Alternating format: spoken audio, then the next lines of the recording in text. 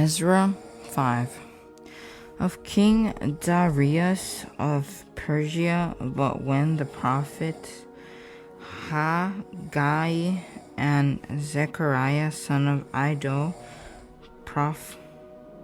prophesied to the Jews who were in Judah and Jerusalem, in the name of the God of Israel, who was over them, Jerubbaal son of Shealtiel and Jeshua son of Jozachah began to rebuild God's house in Jerusalem.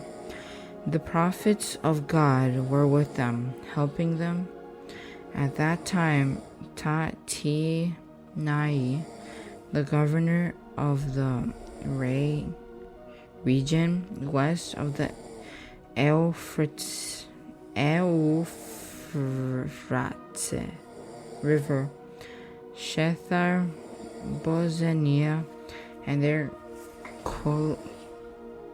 colleagues came to the Jews and asked, "Who gave you the order to rebuild this temple and finish this structure?"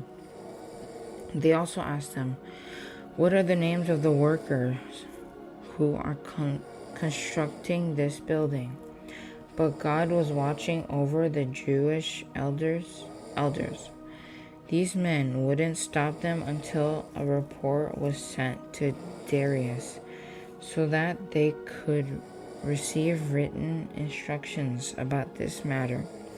This is the text of the letter that Tattenai, the governor of the region west of the Euphrates River, Shethar-Bozenah, and their colleagues, the officials of the region, sent to King Darius. They sent him a report written as follows to King Darius. All greetings. Let it be known to the king that we went to the house of the great God in the province of Judah. It is being built with cut stones, and its beams are being set in the walls. This work is being done diligently and succeeding people's efforts. So we questioned the elders and asked, "Who gave you the orders to rebuild this temple and finish this structure?"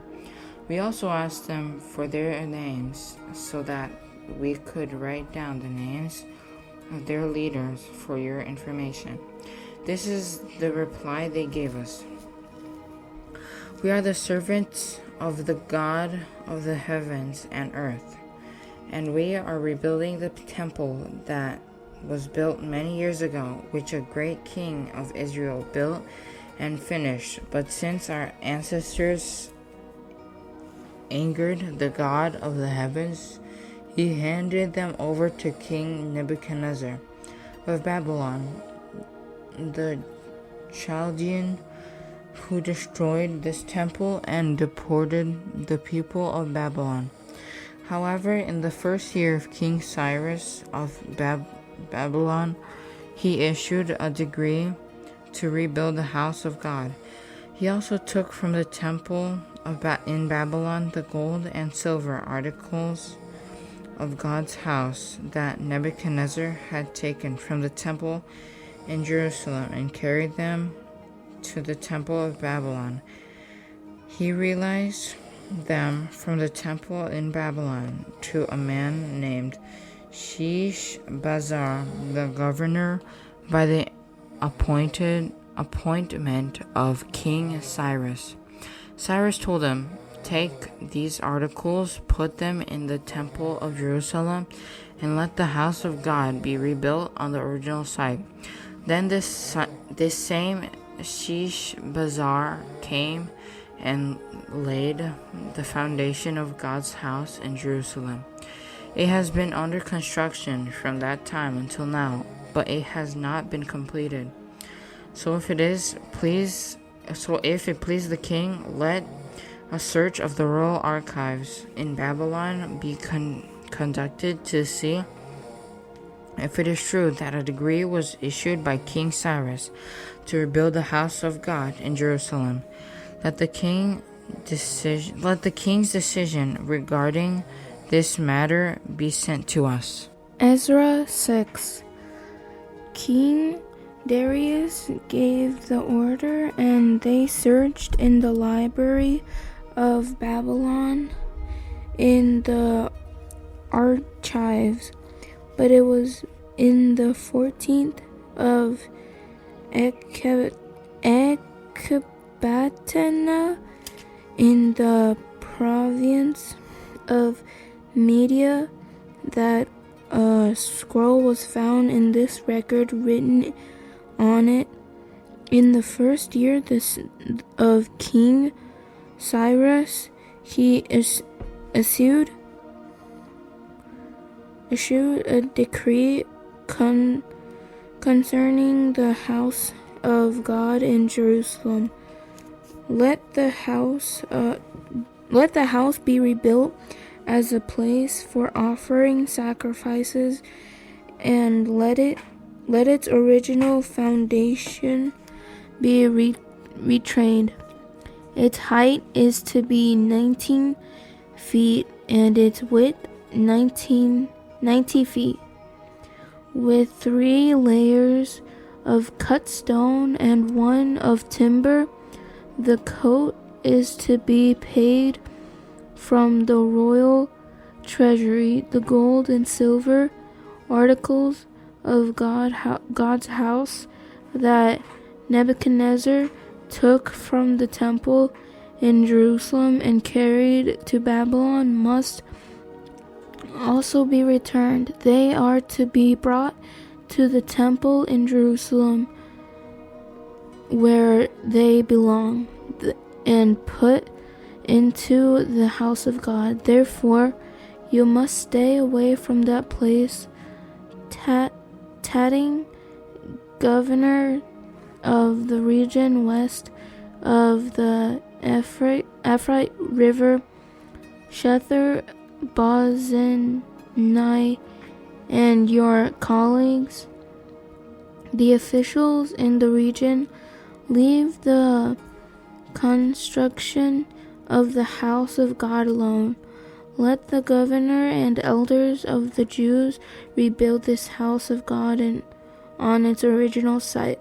I hereby assure a decree concerning what you are to do, so that the elders of the Jews can rebuild the house of God. The cost is to be paid in full to these men out of royal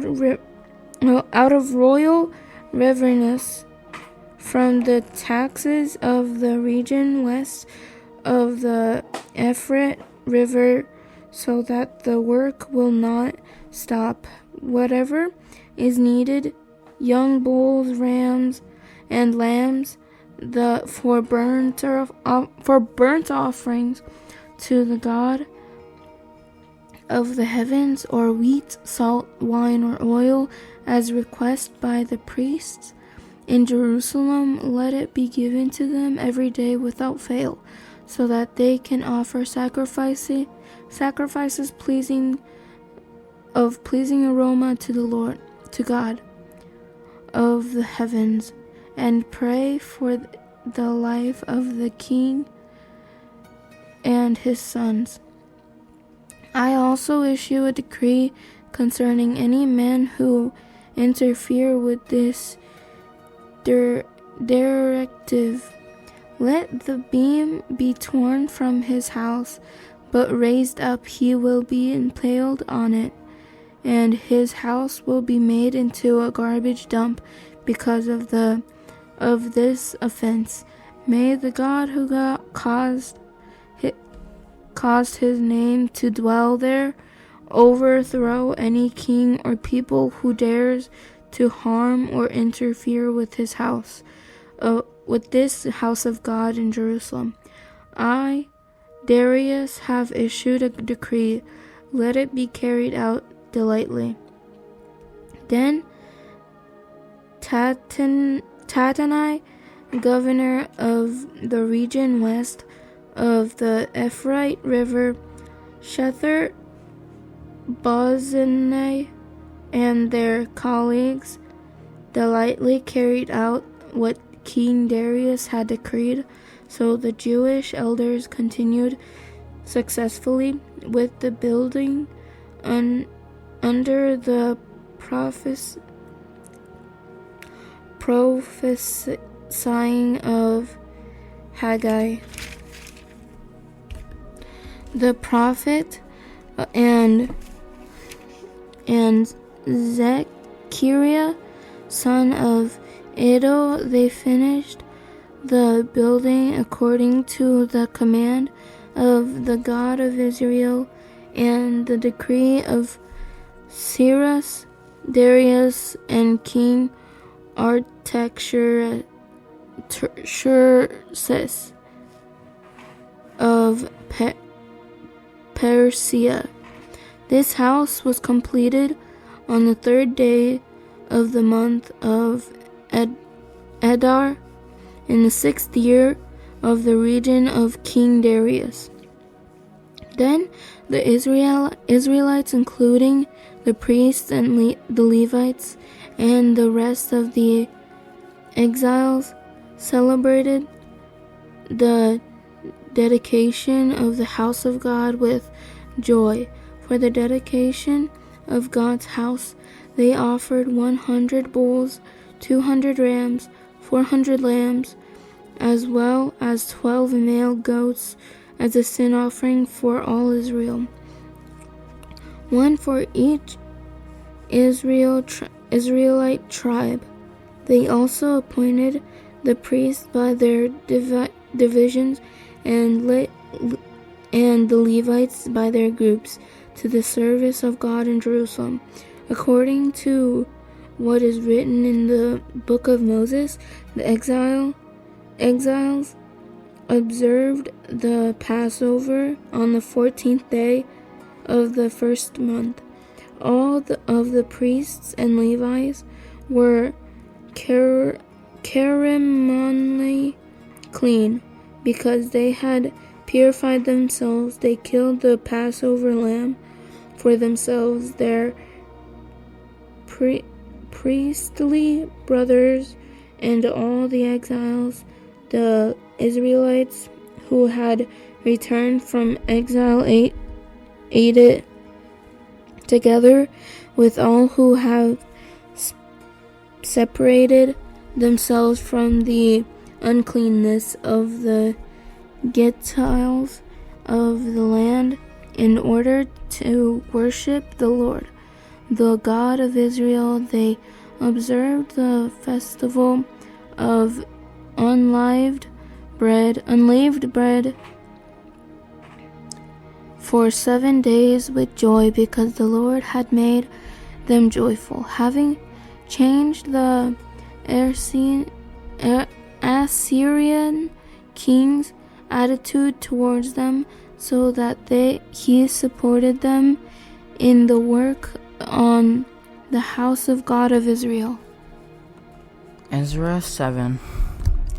After these events, during the reign of King Artaxerxes of Persia, Ezra, Seraiah's son, Azariah's son, Hilkiah's son, Shallum's son, Zakok's son, Ahitub's son, Amariah's son, Azariah's son, Meraioth's son, Zerah's son, Uzzi's son, Buki's son, Abishua's son, Phinehas's son, Eleazar's son, the chief priest, Aaron's son, came up from Babylon. He was a scribe skilled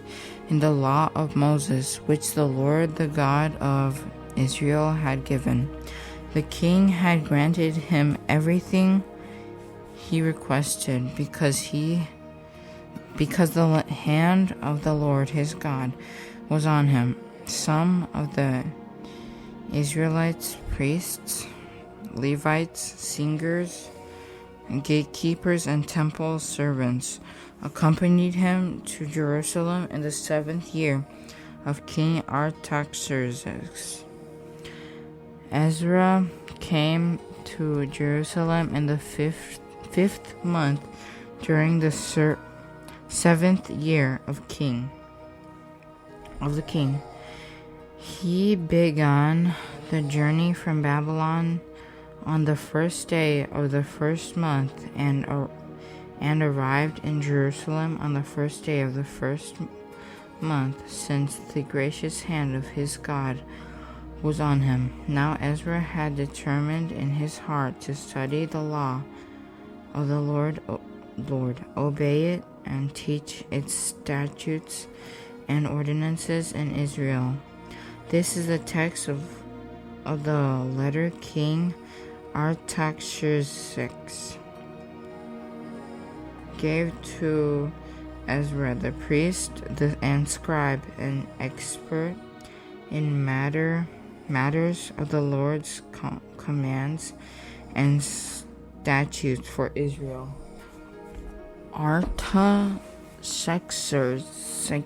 Artaxerxes, King of Kings, to Ezra the priest, an expert in the law of the God of the heavens.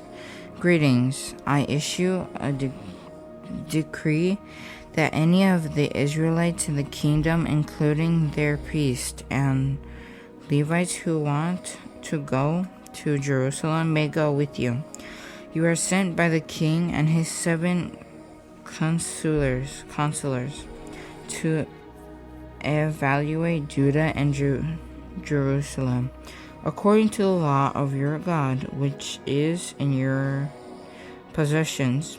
You are also to bring the silver and gold the king and his counselors have willingly given to the God of the Israel, whose dwelling is in Jerusalem, and all the silver and gold you receive throughout the province of Babylon, together with the free will offerings given by the people and their priests to the house of their God in Jerusalem. Then you are to be diligent to buy with this money bulls, rams, and lambs, along with their grain and drink offerings, and offer them on the altar at the house of your God in Jerusalem.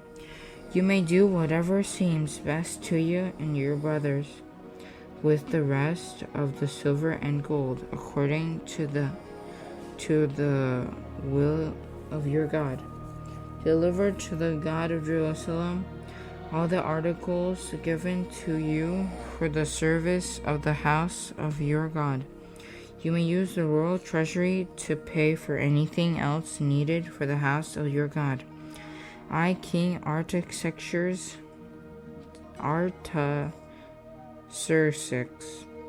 issue a decree to all treasuries in the region west of Euphrates River. Whatever Ezra the priest and expert in the law of the God of the heavens asks of you must be provided in the full. Up to 7,500 pounds of silver, 500 bushels of wheat, 550 gallons of wine, 550 gallons of oil, and salt without limit. Whatever is commanded by the God of the heavens must be done diligently for the house of the God of heavens, so that wrath will not fall on the realm of the king and his sons. Be advised that you do not have authority to impose tribute, duty, and land, tax on any priest, Levites, singers, doorkeepers, temple servants, or other servants of this house of God. And you, Ezra, according to God's wisdom that you possess, appoint magistrates and judges to judge all the people in the region west of the Euphrates, who know the law of your God, and to teach anyone who does not know them. Anyone who does not keep the law of your God and the law of the king, let the appropriate judgment be executed against them, whether death, banishment, confiscation of property, or imprisonment. Blessed be the Lord, the God of our ancestors, who has put it into the king's mind. Glorify the house of the Lord in Jerusalem, and who has shown favor to me before the king, his counselor, and all his powerful officers. So I took courage because I was strengthened by the hand of the Lord my God, and gathered Israelite leaders to return with me.